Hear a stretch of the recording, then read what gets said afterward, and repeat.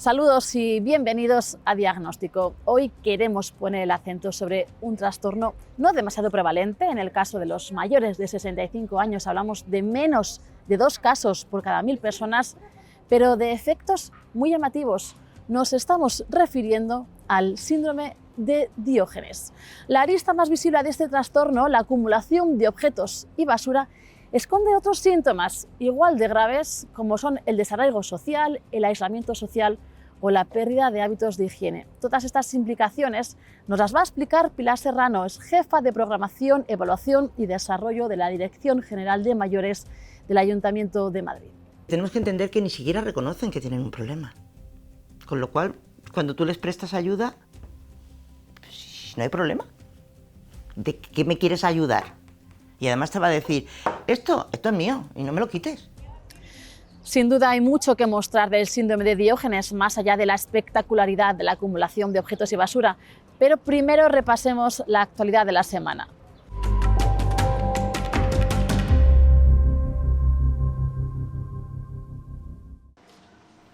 El Consejo Interterritorial de Salud ha sido el único galardonado en la 10ª edición de los Premios Consalud, una de las plataformas online del sector de salud más influyentes. Varios miembros de este órgano acudieron a la cita, entre ellos el consejero de Sanidad de Castilla y León, que recordó el difícil momento que atraviesa el sistema de salud debido a la falta de profesionales, la incorporación de las nuevas tecnologías a la sanidad o la falta de financiación. Espero que este premio sirva de acicate para que el Consejo Interterritorial trabaje con profundidad en las reformas que la sociedad del sistema sanitario, que la sociedad nos demanda y que, por supuesto, se haga siempre bajo los criterios más estrictos de la cogobernanza. 1.500 millones de euros es lo que han gastado de más las compañías farmacéuticas durante los años 2021 y 2022 debido a la inflación. El principal impacto se ha debido al aumento de precios de la electricidad, gas y petróleo. De hecho, en 2022 las empresas del sector han pagado una factura energética 5 veces superior a la de 2020, el 67% de todo el sobrecoste. Son datos del estudio de analistas financieros internacionales. Refleja la difícil situación en que ha quedado el tejido industrial farmacéutico español, que ha tenido que absorber estos incrementos sin repercutirlos en los precios de venta. El cáncer rhabdoide ya cuenta con una línea de investigación en la unidad de terapias avanzadas del Hospital Universitario de La Paz, gracias a los fondos recaudados por la Fundación CRIS contra el cáncer y la familia de Manuel, el bebé vallisoletano de 18 meses que falleció por ese tumor raro y muy agresivo. En un tiempo récord de 3 semanas reunieron 150.000 euros para financiar el trabajo de un investigador los próximos 3 años para arrojar luz sobre estos tumores y dar esperanza a otras familias. Es un proyecto que trata de identificar alteraciones moleculares e inmunológicas y desarrollar un tratamiento basado en inmunoterapia CAR-T. Fue una cantidad muy grande, 150.000 euros en 3 semanas, muy poco tiempo. Fue algo mágico que él consiguió, mi niño.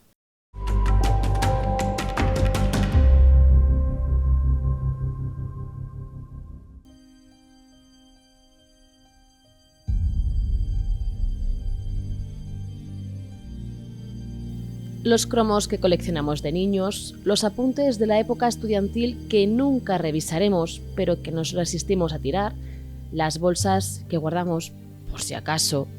Cualquiera de nosotros tiene algo de acumulador. Sin embargo, cuando esto coincide con un descuido total de la higiene personal, cuando no hay un motivo detrás de esa acaparación que llena habitaciones de basura, cuando surge un progresivo aislamiento en esa vivienda insalubre y comportamientos huraños con sus personas más próximas, cuando no se percibe ningún problema, aparece la patología, el síndrome de Diógenes. Como siempre, abordaremos esta cuestión desde la perspectiva de varios expertos, empezando por nuestra invitada principal, Pilar Serrano, jefa del Departamento de Programación, Evaluación y Desarrollo de la Dirección General de Mayores del Ayuntamiento de Madrid.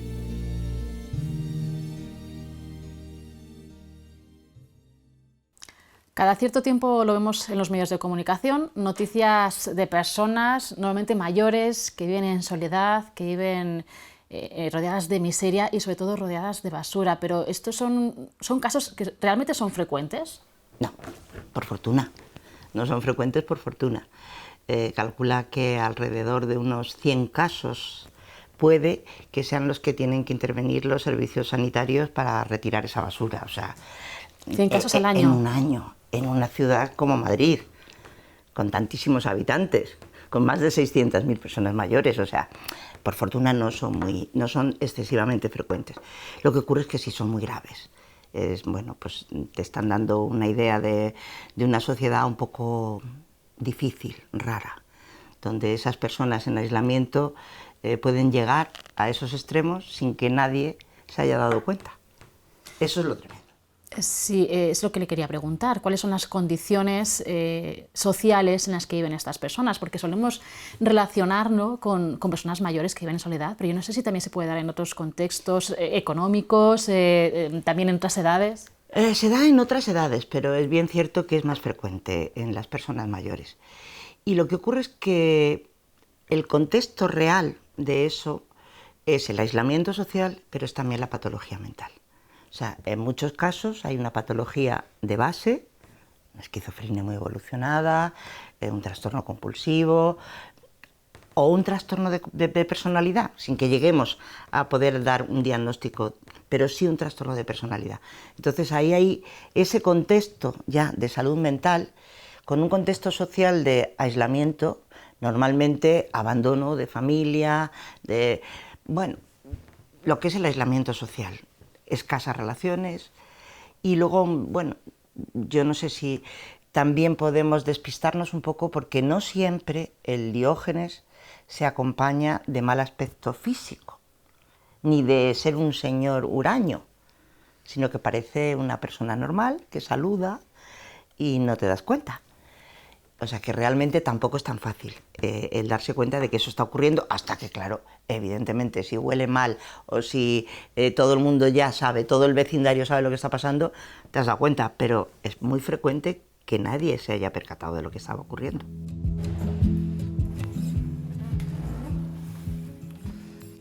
Vale, esto es lo que es la entrada. Como ves, tenemos hasta los lados. Aquí hay una puerta, que es la que estamos diciendo que no hay manera de abrirla. Este es el rasgo más espectacular del síndrome de Diógenes. Viviendas repletas de basura que su dueño ha ido poco a poco almacenando. Lo que se siente es una ansia, ¿no?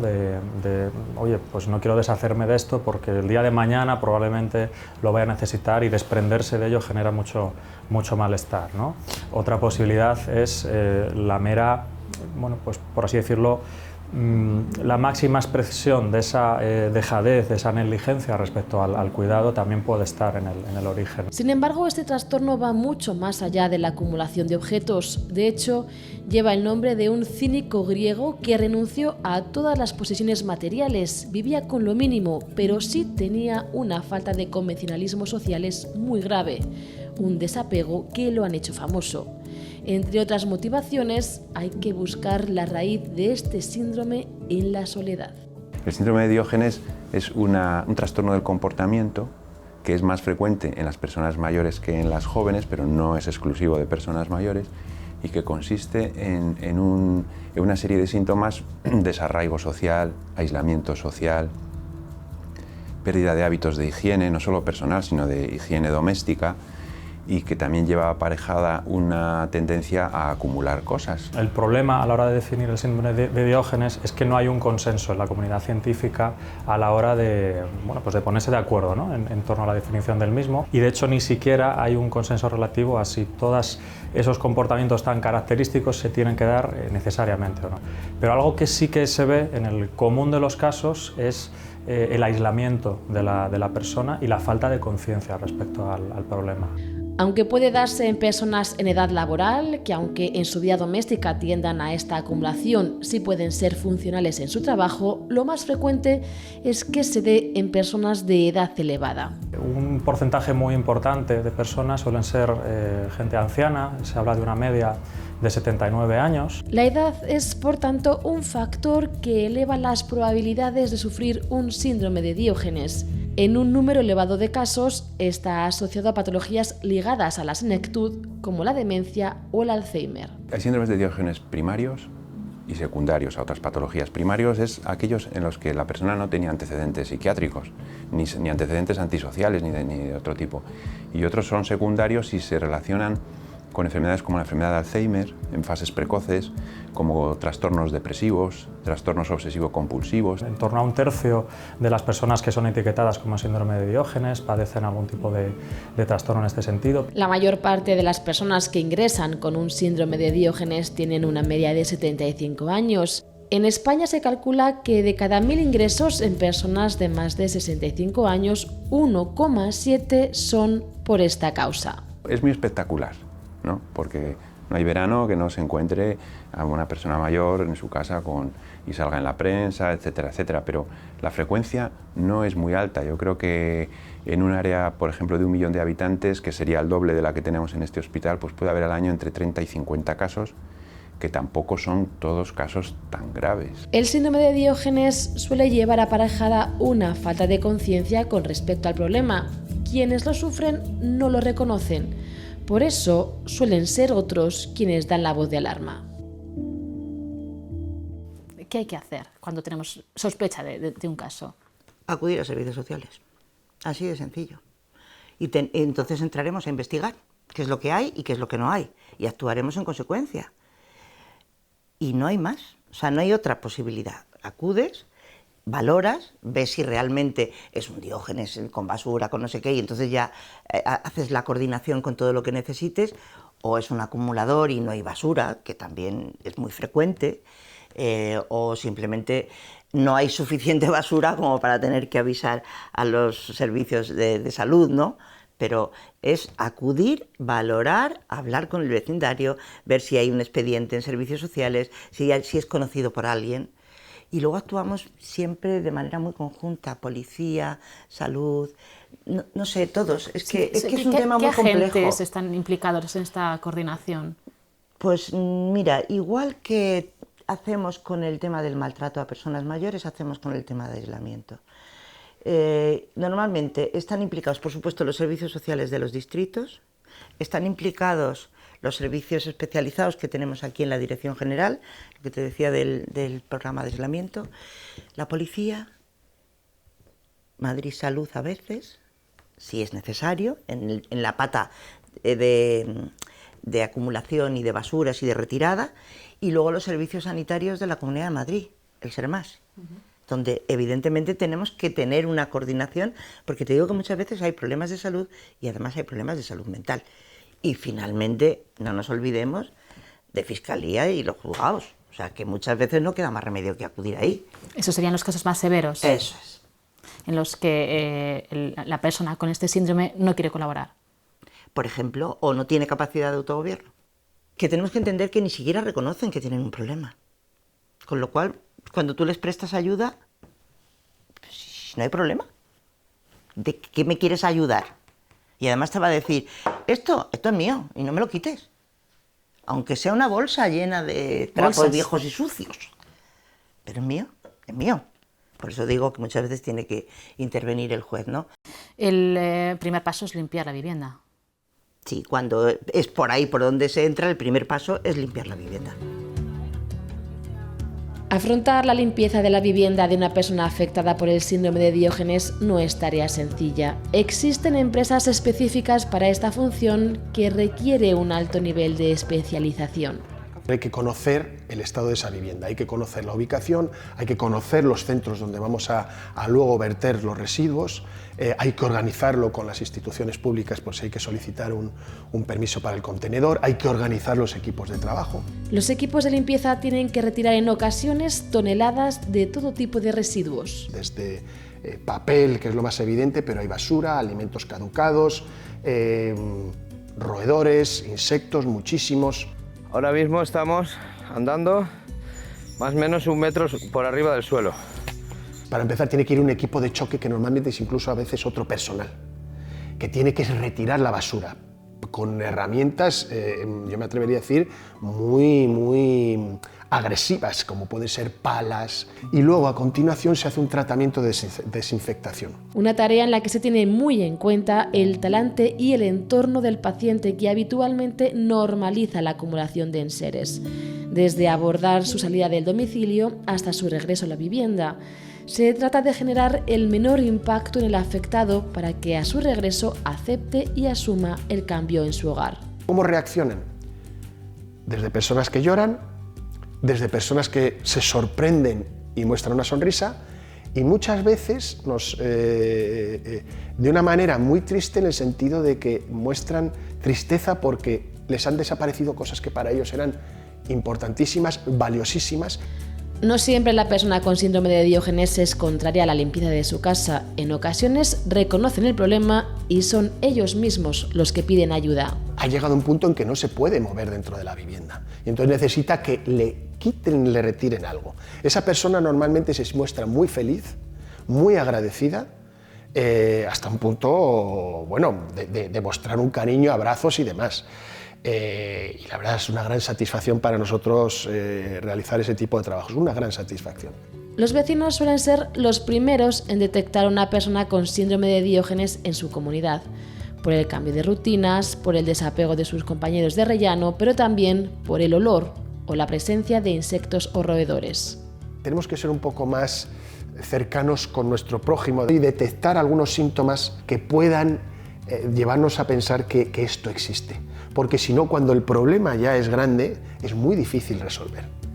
También los familiares, si los hay, son claves para identificar estas situaciones. Pero en ocasiones el aislamiento es tan acusado que solo un seguimiento de las administraciones es capaz de localizar a personas vulnerables. Es en esos casos en los que el papel de las administraciones es fundamental. ¿Qué ocurre cuando estamos en estos casos tan severos? No sé si el internamiento es una opción. Es una opción. ¿Cuándo se decide estas situaciones? Es una opción. Por eso digo que en muchos casos son voluntarios, O sea que una vez que se empieza la intervención, esas personas admiten que se limpie su casa, ¿no? Entonces, si son voluntarios, bueno, pues simplemente a esa persona o se le busca un acomodo en donde sea mientras se hace eso y ya está. Pero si es involuntario y tiene que acudir un juez y no sé qué, pues posiblemente haya que hacer un internamiento involuntario, vaciar la casa con gran dolor de corazón de la persona y de todos los que intervienen, porque es muy doloroso tener que obligar a alguien a hacer algo porque no ha sido capaz de intervenir lo suficientemente con él o con ella para que se lleve a cabo de manera voluntaria, ¿no? Y después vuelve a su casa y seguimos trabajando con ellos. Y según su experiencia, ¿cuál es el pronóstico de estas personas? ¿Necesitan un acompañamiento? ¿Reinciden? Necesitan un acompañamiento muy seguido. Si no están muy de la mano, reinciden con más facilidad que si les estamos siguiendo, lógicamente. La reincidencia es frecuente porque el problema no se ha quitado. O sea, has solucionado lo que se estaba viendo, pero a lo mejor ese trastorno de personalidad no tiene tratamiento. O no quiere ir a salud mental. Tampoco le puedo obligar a ir a salud mental.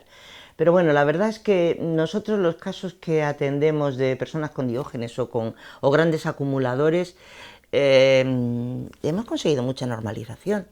Entonces yo creo que es cuestión de esa actuación coordinada y de un equipo especializado. Según datos estadísticos, cada año se producen en España 1.200 ingresos de personas mayores de 65 años a causa de síndrome de Diógenes.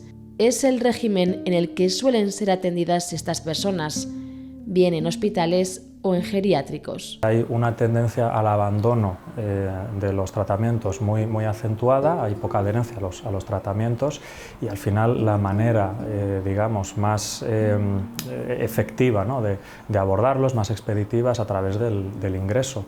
Cosa que, teniendo en cuenta esa resistencia a recibir ayuda, a menudo solo se puede conseguir a base de lograr la incapacitación legal de la persona. El síndrome de Diógenes per se no es el motivo para incapacitar legalmente a una persona. Es necesario el diagnóstico de una demencia o de algún tipo de trastorno psiquiátrico de tipo delirante. Hay una concomitancia muy elevada con casos de demencia, de trastornos delirantes o tipo esquizofrénicos, también con abuso de sustancias como pueda ser alcohol u otras drogas. pero bueno, también problemas relacionados con la personalidad, con el comportamiento de la persona. En el caso de los servicios médicos, el principal motivo de ingreso suele ser por caídas prolongadas, también por desnutrición. Si el síndrome es grave, acaba teniendo repercusiones en la salud, porque son personas que, además de su falta de higiene, tienen malos hábitos de nutrición, tienen problemas de salud por falta de nutrientes, por ejemplo, ¿no? Y tienen caídas en su casa y tienen un aislamiento que hace pues, que se los encuentre de una manera casual, después de un decúbito muy prolongado, ¿no? Con sus propias complicaciones. Con ingreso o sin él, el abordaje de esta enfermedad debe ser necesariamente interdisciplinar. Diferentes profesionales coordinados para un enfoque completo, desde trabajadores sociales, enfermeros, nutricionistas o psiquiatras. Habría que hacer un análisis individualizado de la situación para ver qué cosas habría que trabajar, como por ejemplo poder ser el establecimiento de hábitos, las habilidades sociales incluso para relacionarse, si hubiese algún problema a nivel anímico, también trabajar esa parte, o por supuesto si hubiese algún tipo de problema delirante, pues también el abordaje psiquiátrico sería fundamental en este sentido. La nutrición es algo que hay que abordar en primer lugar en estas personas, y el pronóstico creo que es incierto, el pronóstico no es muy favorable en todos los casos. Porque las recaídas son frecuentes y en estos casos el papel del entorno del afectado es vital. A una persona que no tiene apoyo social ni familiar, ni de las instituciones, la reincidencia puede estar fácilmente en un 60-80%. Si en cambio se le ve que es una persona que ha tenido la fortuna de que le apoya la familia o un entorno de amistades o determinadas instituciones, baja muchísimo la reincidencia y podemos estar en un 5 o un 15%. Háblenos de esas actuaciones. ¿Qué políticas se diseñan desde los ayuntamientos? ¿Cuál es el papel de las administraciones con estas personas? Desde 2004 tenemos lo que llamamos el Observatorio de Personas de cadáveres hallados por los servicios de emergencia en sus domicilios. Sabemos cuántas personas son encontradas por los servicios de emergencia muertos en su casa.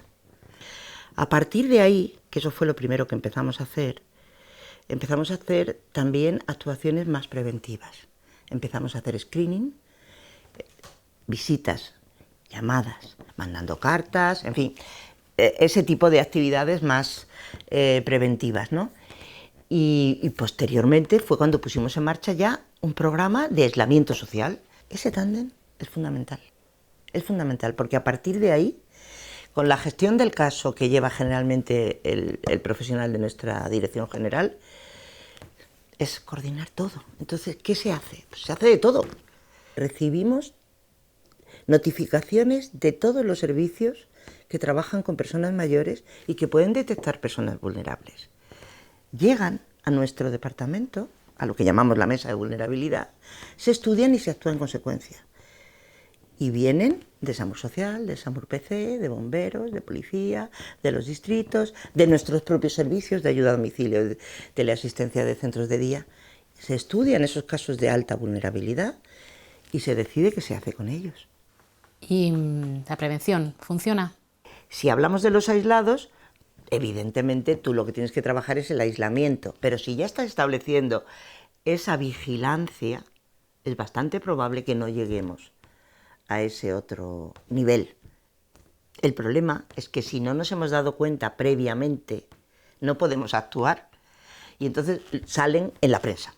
Nosotros atendemos en la mesa de vulnerabilidad aproximadamente unas 1000 personas al año, ¿vale? Y un 6%.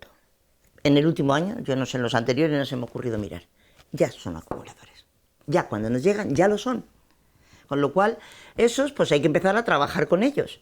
Y como te digo, además, en ocasiones, por fortuna, conseguimos la normalización en el domicilio. Otras veces no, Otras veces terminan en un internamiento involuntario, o terminan... pero en muchos casos sí se consigue la normalización. Es posible, solo que hay que trabajarlo. Y coordinadamente.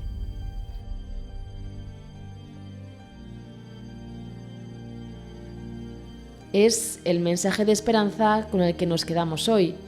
Es posible recuperarse de un síndrome de Diógenes si se cuentan con todas las bases que soportan este abordaje: sanitarios, servicios sociales y, fundamental, el apoyo de los más cercanos.